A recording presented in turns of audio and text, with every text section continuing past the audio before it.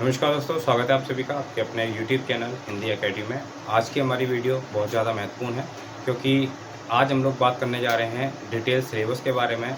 UP TGT की उत्तर प्रदेश के अंदर टीजीटी और टीजीटी की वैकेंसीज आप लोगों को देखने को मिली है। तो आज हम लोग हिंदी विषय का पूरा सिलेबस यहाँ पर डिटेल एनालाइज करेंगे। क्या क्या चीज़ें आप लोगों को हिंदी के जो हमारा पेपर है यूपी टीजीटी का, उसके अंदर क्या क्या आने वाला है, और इसके बाद अगली जो वीडियो मिलेगी वो आप लोगों को पूरा डिटेल सिलेबस दिया जाएगा, उसमें आप लोगों को हिंदी पीजीटी का। तो यहाँ पर आज हम लोग हिंदी टीजीटी का डिटेल सिलेबस देखने वाले हैं। अगर आप लोगों को नहीं पता है कि क्या क्या पढ़ना है तो आप लोग देख लीजिए, और उसके बाद देखिए जब तक हम लोगों को सिलेबस नहीं पता होगा तब तक हम आगे अपनी तैयारी बेहतर नहीं बना पाएंगे। दो चीज़ें हमें पता होनी बहुत ज़्यादा आवश्यक है अपनी तैयारी को करने के लिए। पहला, हमें सिलेबस पता हो कि क्या क्या पढ़ना है। दूसरा, हमें एग्ज़ाम का पैटर्न पता हो कि क्या क्या एग्ज़ाम पैटर्न आता है। तो एग्ज़ाम पैटर्न आप लोगों को बहुत जल्द देखने को मिल जाएगा। हो सकता है कि कल की क्लास आप लोगों को एग्ज़ाम पैटर्न देखने को मिले कि हिंदी का जो आपका एग्ज़ाम का पैटर्न है वो किस तरीके से आएगा। और आगे धीरे धीरे करके इस सीरीज़ में मैं आप लोगों को बताऊँगा कि आपको बेहतर तैयारी आप लोग कैसे कर सकते हैं। तो चलिए शुरू करते हैं हम लोग, और बात कर रहे हैं यहाँ पर प्रशिक्षित स्नातक।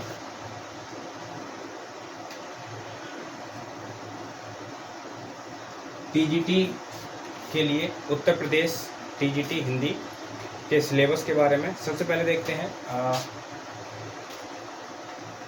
हिंदी साहित्य का इतिहास। अब हिंदी साहित्य के इतिहास में आप लोगों को क्या क्या पढ़ना है। सबसे पहले आप लोग पढ़ेंगे आदिकाल। उसके बाद नंबर 2 आप लोग पढ़ेंगे भक्तिकाल। और भक्तिकाल में देखिए दिया हुआ है क्या क्या पढ़ना है आपको। संत काव्य दिया है यहाँ पर, और सूफी काव्य दिया है, राम काव्य और कृष्ण काव्य। ये चारों आप लोगों को भक्ति काव्य के अंदर पढ़ने हैं। उसके बाद में नंबर 3 आपको पढ़ना है रीतिकाल।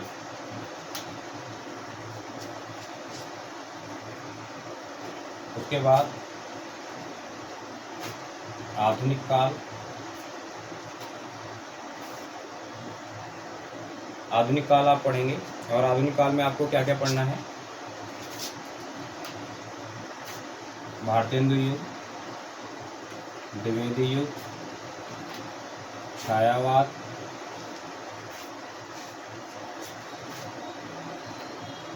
प्रगतिवाद, प्रयोगवाद और नई कविता। ये हो गया हमारा साहित्य। उसके बाद आपको पढ़ना है हिंदी गद्य साहित्य का विकास।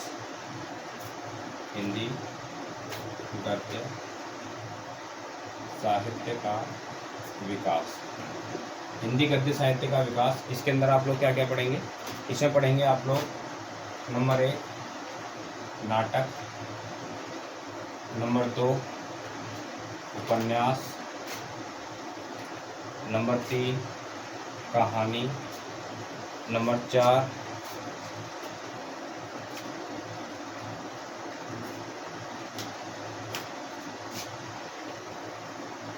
हिंदी गद्य की रचनाएं और रचनाकार, ये पूछे जाएंगे इनमें से आप लोगों को। और इसके अलावा अन्य जो विधाएं हैं उनमें आप लोग पढ़ेंगे नंबर 4 में आत्मकथा, जीवनी,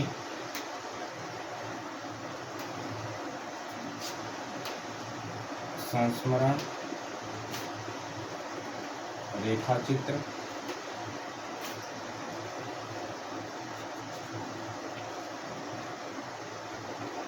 यात्रा वृत्तांत आदि। मुख्य मुख्य जितनी भी हमारी गद्य साहित्य की विधाएं हैं वो सभी हम लोग यहाँ पर पढ़ने वाले हैं। चलिए उसके बाद में आता है अगला हमारा काव्य के भेद।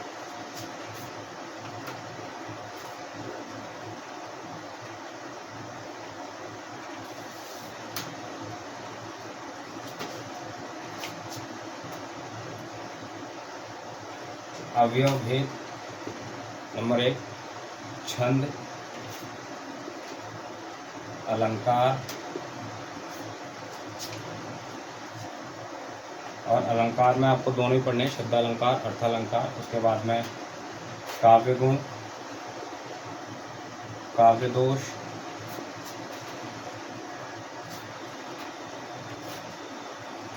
और उसके बाद आप देखेंगे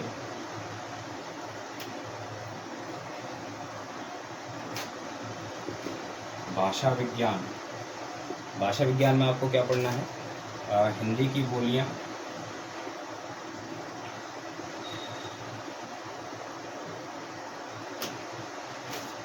विभाषाएं,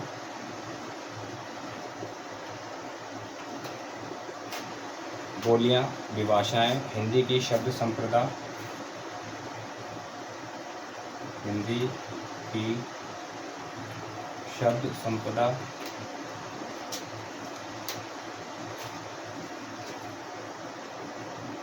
हिंदी की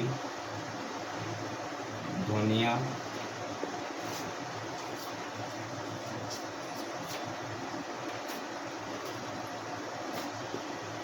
देवनागरी लिपि,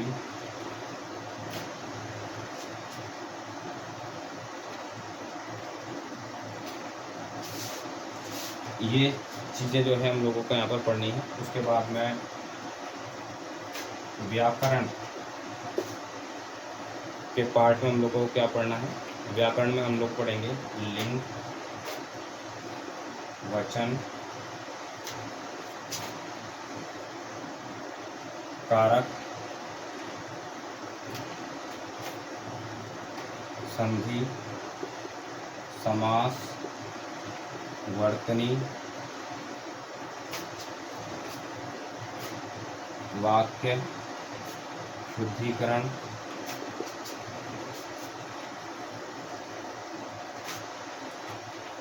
शब्द रूप,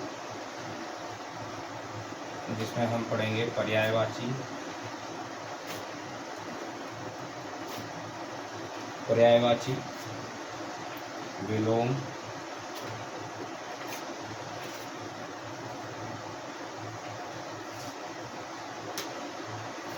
समानार्थक शब्द,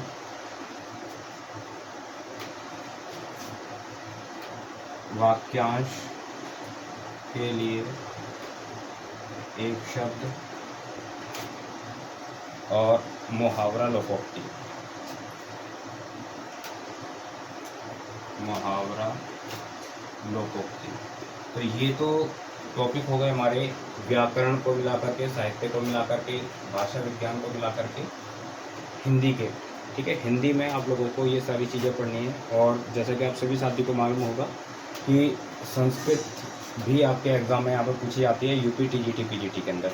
तो संस्कृत में आप लोग क्या क्या पढ़ेंगे वो हम लोग देख लेते हैं। इसको रख कर देता हूँ। देखिए, जब तक मैंने अभी बताया आपको कि जब तक आपको सिलेबस नहीं पता होगा क्या क्या चीज़ें पढ़नी है, तब तक आप लोग अच्छे से अपनी तैयारी नहीं कर पाएंगे।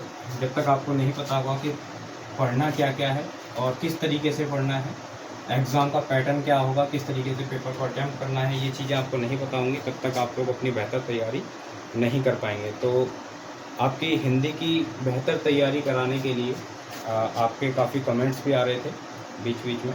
और अभी आप लोगों के जैसे ही एनबीएस के लिए या फिर यूपी टीजीटी पीजीटी की ये वैकेंसी आई है, तो आप लोगों ने बहुत सारे व्हाट्सअप किए।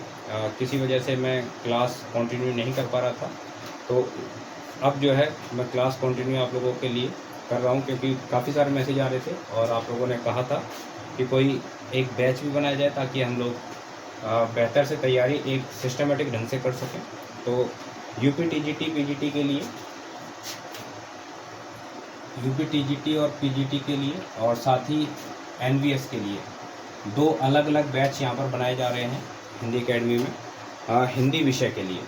इसमें देखिए, यूपी टीजीटी पीजीटी पूरा कंप्लीट आप लोगों को कराया जाएगा, जिसमें आपका हिंदी का पेपर प्लस में जो संस्कृत का पेपर है, ये दोनों आप लोगों को यहाँ पर कवर कराए जाएंगे। प्लस में एनवीएस का जो पेपर है, इसके अंदर पूरे 6 पार्ट हैं, चाहे वो रीजनिंग का पार्ट ले लीजिए, टीचिंग एप्टीट्यूड का ले लीजिए, या फिर हमारे विषय का ले लीजिए, कंप्यूटर का ले लीजिए, कुल मिला करके इसके अंदर एनवीएस में 6 पार्ट है, पूरे 6 के 6 पार्ट्स की आप लोगों की यहाँ पे तैयारी कराई जाएगी, जीके की तैयारी कराई जाएगी।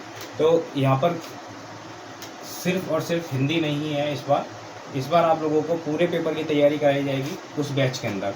अगर आप लोग इस बैच को ज्वाइन करना चाहते हैं तो मुझे व्हाट्सअप कर सकते हैं किसी भी बैच की जानकारी के लिए। अगर आपको एनवीएस के बैच की जानकारी लेनी है तो एनवीएस लिख करके व्हाट्सअप करें, यूपी टीजीटी पीजीटी की जानकारी लेनी है तो यूपी टीजीटी पीजीटी लिख करके व्हाट्सअप करें, पूरी जानकारी आप लोगों को मिल जाएगी। अगर आप लोगों को अच्छा लगता है तो आप लोग बैच को ज्वाइन कर सकते हैं। और ये मैं आप लोगों को गारंटी देता हूँ कि आप लोगों को पूरा सिलेबस जो है समय से पहले मिल जाएगा। साथ ही आप लोगों को यहाँ पर एक एक चीज़ बहुत ही अच्छे से, देखिए आप सभी साथियों को जो भी चैनल पर पहले से जुड़े हुए हैं सभी साथियों को मालूम है कि जब भी मैं कोई तैयारी कराता हूँ किसी भी एग्ज़ाम की, तो ऐसा नहीं है कि एक साथ जो है अलग अलग एग्ज़ाम्स की तैयारी के लिए जो भी साथी हैं उनको एक ही बैच में रख दिया गया।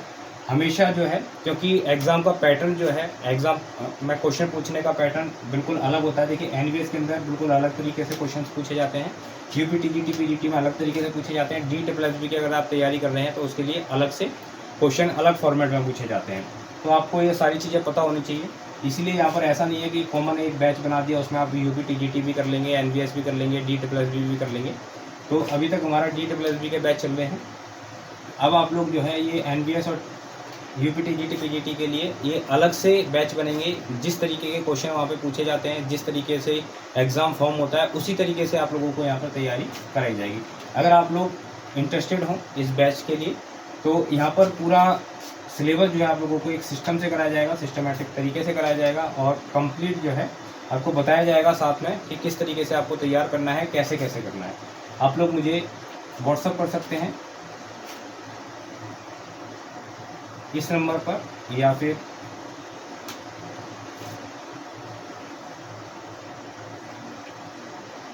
ये 2 नंबर हैं 93 10 45 56 90 और दूसरा है 99 11 69 10 21। दोनों में से किसी भी एक नंबर पर आप मुझे व्हाट्सअप करके पूरी जानकारी ले सकते हैं कि बैच के अंदर क्या क्या चीज़ें हैं, कैसे कैसे कराई जाएंगी। चलिए अब हम लोग आगे चलते हैं और अपने सिलेबस के अंदर देखते हैं संस्कृत के अंदर हमें क्या क्या चीज़ें करनी है तैयार। ये बड़ा ही पेचीदा होता है हमारा यूपी टीजीटी के अंदर कि हम हिंदी की तैयारी कर रहे हैं और हमें वहाँ पर संस्कृत की को भी पढ़ना होगा। अगर बात करें DSSB में या फिर अन्य किसी एग्ज़ाम के अंदर तो उसमें ऐसा आपको देखने को नहीं मिलता है, लेकिन यूपी टीजीटी के अंदर हमें देखने को मिलता है, पीजीटी के अंदर, यूपी के वैकेंसियों के अंदर देखने को मिलता है कि हमें यहाँ पर संस्कृत जो है वो भी पढ़ना होता है। तो संस्कृत के अंदर देखते हैं क्या क्या चीज़ें हम लोगों को पढ़नी है। सबसे पहले संस्कृत साहित्य। संस्कृत साहित्य आप लोगों को पढ़ना है और संस्कृत साहित्य में आपको दिया हुआ है कि कौन कौन से कवि और उनकी रचनाएं पढ़नी है। Number 1 Kalidas, number 2 Bhavabhuti, number 3 Bharvi, number 4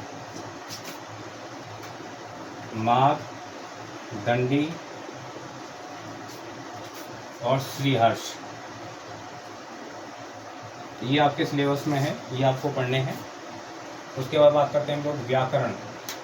Sanskrit व्याकरण में आप लोगों को क्या क्या पढ़ना है, तो यहाँ पर आप लोगों को नंबर 1 पढ़ना है संधि, जिसमें स्वर संधि और व्यंजन संधि दोनों पढ़ने हैं। उसके बाद नंबर 2 आपको पढ़ना है समास, नंबर 3 पढ़ना है आपको शब्द रूप, नंबर 4 पढ़ना है आपको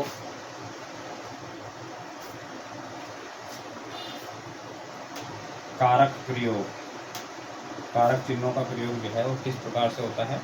और एक आएगा आपका इसके अंदर अनुवाद करने के लिए, हिंदी संस्कृत, संस्कृत हिंदी। तो इस तरीके से ये चीज़ें आप लोगों के सामने है संस्कृत के अंदर। तो हमने देखा कि उत्तर प्रदेश टीजीटी के एग्ज़ाम के लिए आप लोगों को हिंदी के साथ साथ संस्कृत भी यहाँ पर देखनी है। तो आप लोगों को सिलेबस मैंने बता दिया है, आपको संस्कृत और हिंदी दोनों को ही तैयार करना है। आप अच्छे से अपनी तैयारी करें। अगर वीडियो आपको पसंद आई हो तो वीडियो को लाइक कीजिए, दोस्तों को शेयर करें चैनल पर अगर आप लोग नए हैं, पहली बार आए हैं, तो इसी प्रकार की और भी वीडियोस के लिए और पूरे सिलेबस को सिस्टम से करने के लिए आप हमारे चैनल को सब्सक्राइब कर सकते हैं। साथ ही बेल आइकन को दबाना ना भूलें, क्योंकि जब तक आप बेल आइकन नहीं दबाएंगे तब तक आप लोगों को नोटिफिकेशन नहीं जाएगा समय पर। चलिए फिर मिलते हैं हम लोग अपनी अगली क्लास में। बहुत बहुत धन्यवाद सभी साथियों का।